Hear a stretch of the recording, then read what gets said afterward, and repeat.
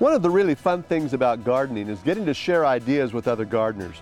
Throughout the year, I hear from many of you with garden questions or just to share a picture or two of your garden project.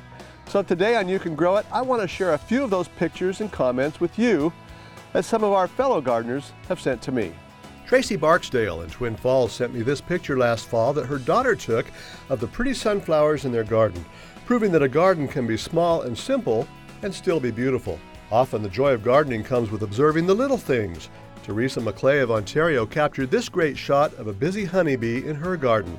Earlier in the spring, she enjoyed a salad of fresh lettuce she grew herself. Charlotte Zog's garden in Caldwell produced quite a harvest of heirloom tomatoes last fall. Hopefully she had the same success this year. And here's a picture from a master gardener. Bill Graham's square foot garden produces a lot of food in a small space. Square foot gardening may be just the thing for you if you have a small yard. Glenda Nelson likes to start her own plants from seed in her greenhouse in the spring.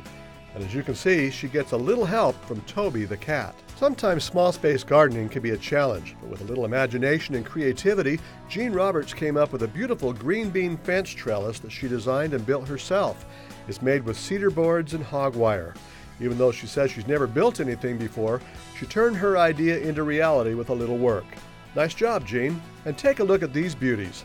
Constance McCammon grew these orchids in her Sun Valley home at an elevation of 6,500 feet. Proof that gardens can be beautiful both indoors and out. She also grows some beautiful roses in the mountain climate. One of the most popular things I've featured on You Can Grow It are these garden huckleberries, and many of you have started growing them yourselves. Unlike the wild mountain huckleberries native to Idaho, these garden huckleberries are annuals, and you have to be replanting them each spring. But you can see that they produce a nice crop of berries on just a few plants, and they make delicious jams, jellies, and syrup. Rosemary Reese grew garden huckleberries last year, and so she started some plants from seed again this past spring.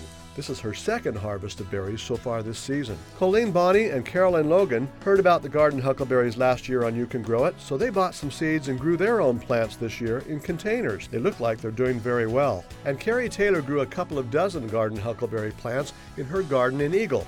And judging from the looks of things, Carrie's going to be making a lot of huckleberry jam this year.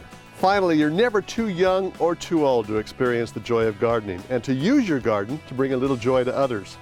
Ray Muncy of Garden City is one of those kinds of gardeners. Take a look. Ray Muncy has a real green thumb. Here he is showing off some of his huge dinner plate dahlias.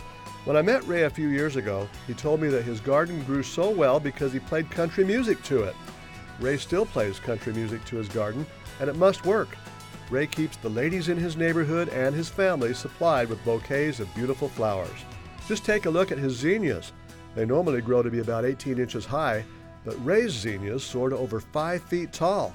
And then there are his blackberries, sweet as candy and big as your thumb on huge grape-like clusters. He usually gets up to 50 gallons of berries every season. Ray turned 80 years young this year, and while he might be slowing down a little bit, his garden is still as productive as ever. In the fall, Ray turns his cornfield into a fun scarecrow patch for the neighbors to enjoy. Just another example of how one man's joy of gardening reaches out to bring a joy to a lot of other people. Thanks, Ray. Well, this year's garden season is about to come to an end, but there are still a lot of things you can do throughout the winter to get ready for next year. After all, spring is only a few months away, and whether you're an expert gardener or a beginner, you can grow it. For Idaho's News Channel 7, I'm Jim Duthie.